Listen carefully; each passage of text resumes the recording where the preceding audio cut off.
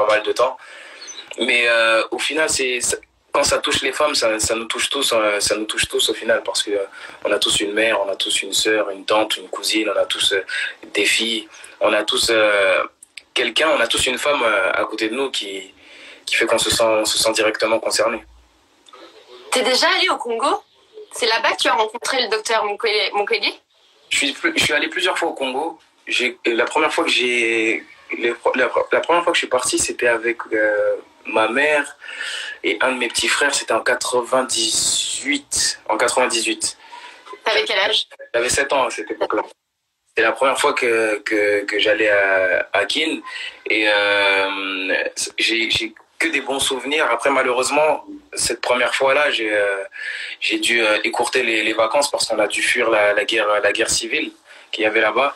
Donc on a pris ce qu'on pouvait prendre, on est parti, il y avait plus d'avion, donc il fallait prendre le bateau. Le bateau, après on s'est retrouvé dans des camps. On est allé à Brazzaville. Après on s'est retrouvé dans un camp militaire. On a été expatriés, tout ça. Franchement, c'était assez compliqué. C'était difficile à vivre et à comprendre pour un enfant de 7 ans qui voit sa mère paniquer partout, qui voit le pays courir. Je voyais des gens en sang, j'entendais des coups de feu. C'était assez difficile, c'est assez choquant quand tu te dis c'est la première fois que tu vas dans ton pays et tu gardes cette image très longtemps. Pour toi, tu vois, tu sais quand t'es petit, tu te fais des images faciles, tu vois. Là-bas c'est bien, là-bas c'est pas bien, là-bas ça tire pas. Et je suis parti de là-bas en fuyant, en me disant, en fait, là-bas, c'est la guerre, en fait.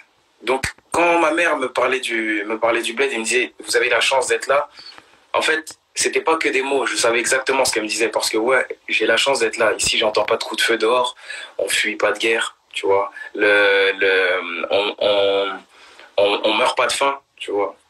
En tout cas, c'est pas comparable à là-bas. Et donc voilà, aller là-bas et avoir cette expérience tôt, aussi jeune, je pense que ça m'a aidé. D'accord. Et la dernière fois que tu y allais, c'était quand? C'était il y a 3 mois. J'ai été là-bas il y a 3 mois. Ouais, c'était il y a 3 mois. C'était en décembre. Okay. J'ai été là en décembre. Ma femme n'a jamais été. Ma femme avait jamais été à Kinshasa, donc je me suis dit que j'allais l'emmener. J'allais l'emmener une semaine, on allait aller là-bas, j'allais voir ma famille. Et en plus, comme j'ai pas voyagé toute l'année et que je vais à Kinshasa tous les ans, ça me faisait bizarre de pas aller cette année-là. Donc j'ai pris ma femme avec moi, on a voyagé, on est parti là-bas.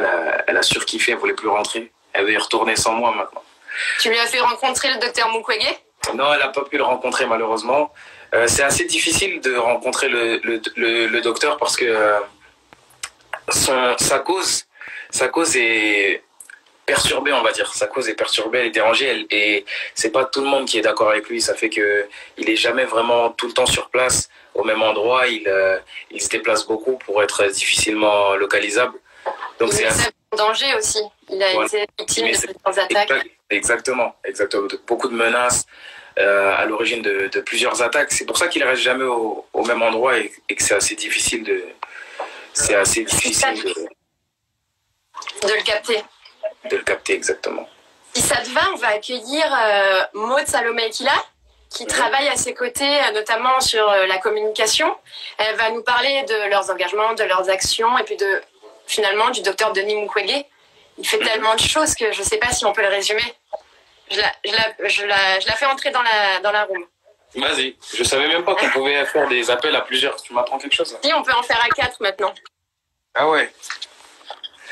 Alors, c'est Panzi Foundation, pour ceux qui voudraient aller voir le compte de la fondation du Dr Mukwege. Voilà, Panzi Foundation, c'est ça? Ok. Voilà, je lui envoie une demande. Tu l'as rencontré comment, toi, le docteur Denis Mukwege? En fait, moi, j'ai beaucoup entendu parler de lui via... Bonjour. Bonjour, Maud. Bonjour, Dadjou. Bonjour, Nina. Pardon? Tu vas bien? Vous vous connaissez? Oui, on s'est rencontrés à Kinshasa la première fois que Section d'Assaut est venue à Kinshasa. D'accord, ok. Dadjou, juste tu termines, tu me demandais comment tu avais rencontré le docteur Denis Mukwege. Ben, justement, c'est ça que je te disais. Je te disais, moi, j'ai entendu parler du docteur via Fally Ipupa, déjà. J'entendais un peu parler de lui depuis longtemps parce que on sait ce qu'il fait, sa cause, il la défend depuis des années. Donc voilà, j'étais déjà admiratif depuis longtemps. Mais pour ce qui est de la rencontre, ça a toujours été très difficile de se voir, ça a toujours été très difficile de se capter. Et quand on a réussi à trouver des dates qui coïncidaient, pour qu'on puisse se voir enfin, ben, il y a le Covid qui est arrivé. Donc on n'a pas eu de chance encore, on n'a pas eu la chance encore, j'ai pas eu la chance de pouvoir m'asseoir avec lui. C'est une chance, c'est vrai, c'est le mot chance. Et de pouvoir vraiment échanger et d'apprendre. Mais ça ne saurait tarder. D'accord. Bonjour Maud. Bonjour. Merci de me recevoir. C'est un plaisir. Est-ce que tu peux nous... Ça va, tu m'entends bien? Tu nous entends bien? Oui, très bien. Très bien, je vous entends bien. Est-ce que tu peux nous rappeler à tous les personnes qui nous suivent qui est le docteur Denis Mukwege, parce qu'on en parle depuis tout à l'heure, mais en fait, il a fait tellement de choses pour les femmes notamment que c'est difficile de le présenter finalement pour nous. Et toi, tu travailles avec lui quotidiennement, donc je pense que tu le connais aussi très bien. Tout à fait. Alors le docteur Mukwege, c'est un chirurgien gynécologue qui vit à Bukavu, donc à l'est de la République démocratique du Congo. Et en fait, à la base, il voulait ouvrir un hôpital en 99 pour soigner vraiment, pour faire de l'obstétrique, donc pour prendre en charge les femmes enceintes. Et très rapidement, il s'est rendu compte que les premières patientes qui arrivaient avaient des traumatismes physiques en fait qui ne correspondaient pas déjà aux histoires qu'elles racontaient et qui étaient en fait des traumatismes physiques qui étaient dus à des viols avec extrême violence. Et en fait, à cette époque-là, s'est installée en RDC une nouvelle arme de guerre. C'est donc le viol avec extrême violence. Et c'est une arme qui est utilisée vraiment pour détruire le tissu social, pour détruire la communauté, pour détruire les familles. C'est une arme qui est très puissante parce que c'est une arme qui se transmet sur des générations en fait et qui traumatise les familles, les enfants, les parents, la femme bien sûr qui en a été victime. Et en fait le docteur a donc commencé à prendre en charge des femmes qui avaient été victimes de viols avec extrême violence et en fait en réalité ça n'a fait que se multiplier ce genre de personnes qui venaient pour ça, des victimes. Et donc, il a décidé de vraiment se concentrer là-dessus parce que c'était une nécessité, vraiment une nécessité. Aujourd'hui, il a soigné plus de 68 000 femmes. Donc, il a pris en charge plus de 68 000 femmes pour des cas de violences sexuelles. Et c'est vrai que ce travail-là qu'il fait, qu'il aimerait bien ne plus faire d'ailleurs, et le fait qu'il dénonce aussi, qu'en fait, il y a effectivement le fait de soigner et puis essayer de s'attaquer à la racine du problème. En fait,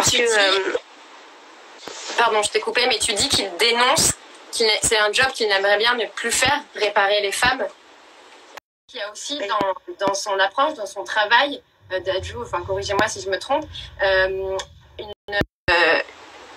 une dimension de protection. Disons qu'il lutte contre ces violences aussi. Il ne fait pas seulement que réparer les femmes. Exactement. Il est un peu avocat de cette cause. C'est ça? C'est-à-dire qu'en fait, il est obligé de dénoncer ce qu'il se passe. Il dénonce ce qu'il voit. Il explique ce qu'il voit. En expliquant ce qu'il voit, en fait, il met son nez, je vais dire, à haute voix, il dit des choses que la communauté internationale essaye de cacher, puisqu'en réalité, ce viol utilisé comme arme de guerre, c'est pour servir des intérêts géostratégiques de multinationales, bien sûr, occidentales, de plusieurs pays qui sont impliqués. On va pas tous les citer, mais le Canada, la France, les États-Unis, la Grande-Bretagne. Enfin, c'est vraiment un espèce de business pour piller en fait le sol congolais, piller les minerais du Congo, et on utilise le viol utilisé comme arme de guerre, parce que quand vous tuez quelqu'un, la personne elle disparaît et c'est dramatique, mais quand vous laissez une personne en vie avec ce type de traumatisme là, en fait elle le transfère sur sa famille, sur les générations qui viennent, et du coup ça détruit totalement la communauté. C'est vraiment une guerre qui est pérenne dans le temps, et et ça permet vraiment de détruire cette région totalement. Souvent, on voit que des villages qui ont été attaqués, si vous revenez quelques temps plus tard, donc les gens ont été attaqués, ils ont fui par exemple, ils ont subi des viols, il y a eu des actes de génocide, vraiment c'est des crimes contre l'humanité qui sont commis. Et puis quand vous venez un petit peu plus tard, vous voyez par exemple qu'il y a une mine artisanale qui est construite. Donc on voit vraiment qu'il y a une intention de faire du mal, mais pour que derrière ça puisse servir des intérêts qui sont assez obscurs. Et d'ailleurs ces milices armées qui perpétuent tous ces viols et qui massacrent dans les villages, la question aussi c'est de savoir d'où viennent les financements. Et vous voyez, dénoncer tout ça, on met le doigt sur des choses qui sont extrêmement dérangeantes, et ce qui fait que le docteur aujourd'hui il est en danger, il doit vivre dans son hôpital parce que malheureusement il reçoit énormément de menaces. Alors il vit dans son hôpital qui est un peu comme son fort, c'est ça?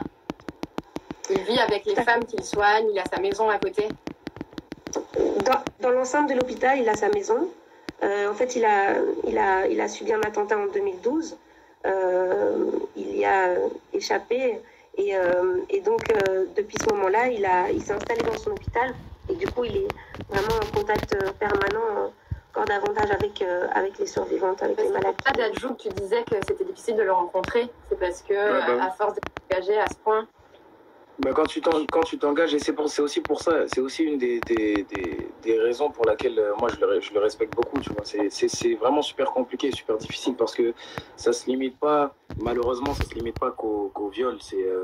Ça va plus loin que ça. Ça va plus loin que ça, et ça dure plus longtemps qu'un acte. Donc le fait qu'il se mouille, entre guillemets, tu vois, le fait qu'il se mouille et qu'il dénonce sans forcément dire regardez eux, il dit juste regardez, je viens de soigner quelqu'un qui s'est fait violer parce qu'il y a eu ça, il y a eu ça, il y a eu ça. Mais en disant ça, il dénonce aussi. Et donc ça plaît pas à tout le monde. Donc c'est pour ça que c'est aussi difficile pour lui comme pour sa famille. Pour lui et pour sa famille, c'est difficile de vivre avec ça. Et ça n'empêche pas de s'arrêter. Donc voilà pourquoi j'arrête pas de se dire partout où je vais que Denis Mukwege est un super-héros. Ouais, c'est vrai. D'ailleurs, combien de femmes sont soignées en ce moment à l'hôpital de Panzi? Alors nous, on reçoit dans les centres de santé, on a en plus de l'hôpital de Panzi, il y a 3 autres centres de santé. On reçoit entre 5 et 7 femmes par jour, tous les jours. Bien sûr, parfois ça monte, c'est approximatif. Mais en tout cas, il n'y a jamais moins de 5 femmes qui viennent pour des cas de violences sexuelles. Et ça montre bien à quel point, en réalité, la situation, contrairement à ce que parfois, c'est vrai que l'État congolais pouvait affirmer, il n'y a pas de diminution de la violence sexuelle. Au contraire, on voit vraiment qu'il y a une certaine explosion parfois dans certains foyers. Quand il y a des attaques avec des viols massifs, ça arrive encore très régulièrement. Et donc, c'est vrai que du coup, quand on parle de s'attaquer à la racine du problème, ce qui est aussi très très important, c'est de se dire qu'il faut absolument réclamer la justice. Aujourd'hui, c'est une des raisons pour lesquelles le docteur est vraiment une cible, c'est parce qu'il décide de marteler sur le fait qu'il faut absolument demander la justice. Il demande une justice transitionnelle en fait en République démocratique du Congo, ce qui en fait permet non seulement de réclamer la justice pour toutes les victimes, mais aussi des réparations. Et des réparations, c'est pas seulement des indemnités financières, mais c'est aussi des garanties de non-répétition, c'est-à-dire que l'État se doit de protéger les citoyens et il faut qu'il y ait des lieux de mémoire parce que les gens ne peuvent même pas exprimer en fait leur vécu et ils peuvent pas se libérer de ce poids-là. Nous, au niveau de la Fondation Panzi, ce qui se passe, c'est que le docteur, en fait, quand il a commencé à soigner les femmes, c'était médicalement, c'était physiquement. Et il s'est vite rendu compte que les traumatismes mentaux étaient tels qu'il fallait absolument combiner ça avec une prise en charge psychologique. Et puis, il a créé le modèle de Panzi qui, en fait, va encore plus loin. Ça permet, au-delà des réparations médicales et psychologiques, c'est aussi de pouvoir offrir justement une aide à la réinsertion socio-économique en proposant des formations et aussi une aide juridique. Ça veut dire qu'on met à disposition des femmes la possibilité, donc des avocats qui vont pouvoir porter plainte et elles vont pouvoir aller en justice. D'ailleurs, Dadju, je sais qu'avec ton association Give Back Charity, tu t'engages aussi pour les maisons Dorcas. Tu peux nous expliquer un peu ce que c'est? Ça a un rapport avec la Fondation Panzi? Ben justement, comme elle vient de le dire, en fait, c'est et comme je l'ai dit tout à l'heure, ça va plus loin qu'un acte, tu vois. C'est pas juste soigner une personne. Il y a des, comme elle l'a dit, il y a des dégâts mentaux après qui sont suivis de cet acte. Donc pour soigner totalement une personne, si on veut en tout cas espérer soigner à 100%, il faut soigner physiquement et mentalement. Donc c'est pour ça que le suivi est tout aussi important que la chirurgie, justement. Voilà, et donc ça permet en fait on leur offre une formation, même j'ai compris un petit prêt, enfin un peu de quoi en fait se référer dans la. En fait c'est comme un microcrédit. De la réinsertion, quoi. C'est comme de la réinsertion en fait. Ouais, c'est un petit crédit pour qu'elle puisse lancer un commerce et retourner à une vie plutôt normale, on va dire. D'accord. En fait, ce qui est vraiment extraordinaire dans le fait que Dadju se soit engagé comme ça et ait choisi ce projet-là, parce qu'à la Fondation Panzi, on a plus de 50 projets en fait qui permettent aux femmes de se réinsérer dans la société, d'être pris en charge psychologiquement, médicalement, etc. Et un des projets, c'était le projet La Maison Dorcas. C'est donc une maison de transit en fait où on reçoit des femmes qui de tous les âges. Il y a des bébés, il y a des jeunes filles, il y a même des grands-mères. Qui sont reçues là-bas et en fait elles peuvent loger à la fondation, donc dans les locaux de la maison Dorcas, et elles ont des formations en savonnerie, en leadership féminin, en informatique, en coupe et couture, et effectivement à la fin du projet elles reçoivent un microcrédit ou une machine à coudre, en tout cas quelque chose qui va leur permettre de lancer un business. Et je pense que Givak Charity avec Dadju, ils ont vraiment choisi un excellent projet pour s'investir. Et c'est vrai qu'on les attendait l'année passée pour venir rendre visite aux femmes qui sont à la maison Dorcas. Et ça n'a pas pu se faire. Mais c'est vrai que j'ai vraiment trouvé que c'était un choix qui était excellent, parce que c'est un projet qui est périn, et on voit la réalisation. On voit comment est-ce que les femmes, en sortant de là, déjà elles sont complètement différentes. C'est des leaders en fait dans leur communauté. Après, quand elles rentrent chez elles retrouvent une force qui est assez incroyable. Les femmes de la maison Dorcas font aussi de la musicothérapie, parce que nous, c'est vrai que nous les Congolais, et puis je crois en général sur le continent, on aime beaucoup la musique, on aime beaucoup pouvoir s'exprimer avec l'art. Et donc les femmes de la maison Dorcas, elles ont aussi ces thérapies-là par la danse, etc.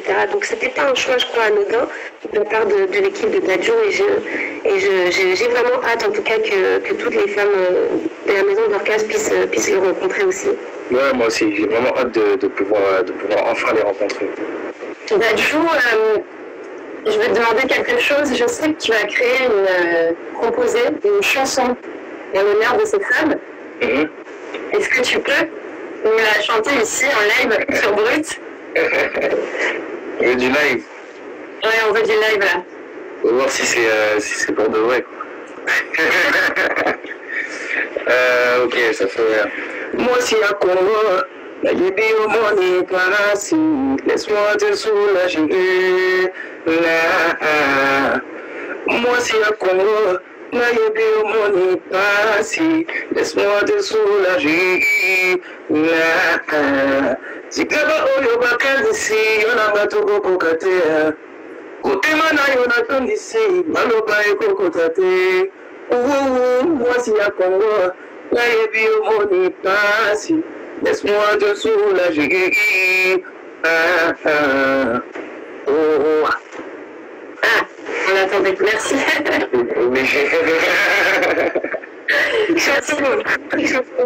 Merci beaucoup.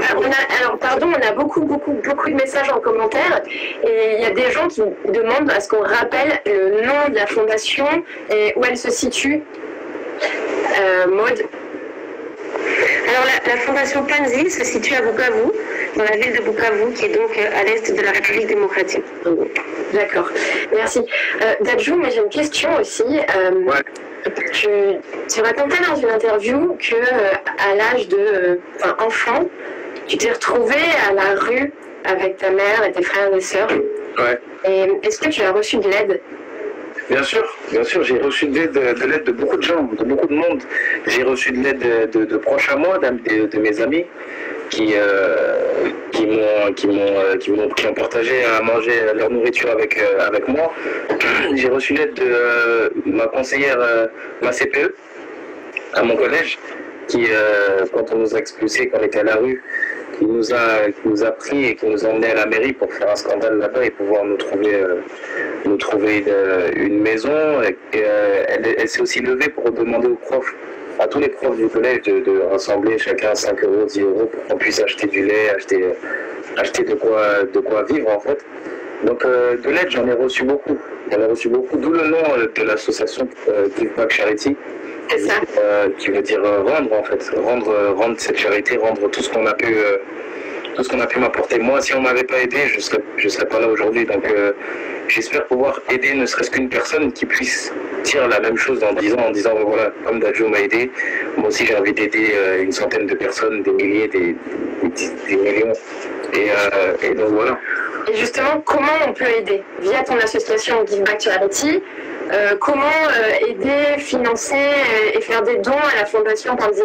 Ouais, écoutez, je sais que des associations, il y en a un tas. Je pense pas qu'il y ait une meilleure association qu'une autre. Tu vois, c'est toutes les associations sont là pour aider et toutes les aides, aucune aide n'est inutile. Tout ce que je peux demander, moi, c'est pour ceux qui le peuvent, qui le souhaitent et qui le peuvent, d'aller sur le site givebackcharity.com et de faire un don de 1 euro, 2 euros, 10 euros, 1 million d'euros si on prend, c'est bien aussi 1 million d'euros, de toutes sortes d'aides. Et pour ceux qui ne peuvent pas, en tout cas, juste de propager l'information, de dire voilà, il y a une association qui est là pour ceux qui veulent aider. Ça aussi c'est un don de soi, c'est un don de temps et on prend aussi. Donc propager l'information ou donner de son temps, donner de l'argent, il y a toutes sortes d'aides et on prend toutes les aides là. Merci, faites passer le message. Et juste une question, une fois qu'on a fait un don, le don va à la Fondation Panzi et Maud, qu'allez-vous faire de ces dons concrètement? Mais donc la maison d'Orcas a déjà tout un système de fonctionnement et en fait ça permet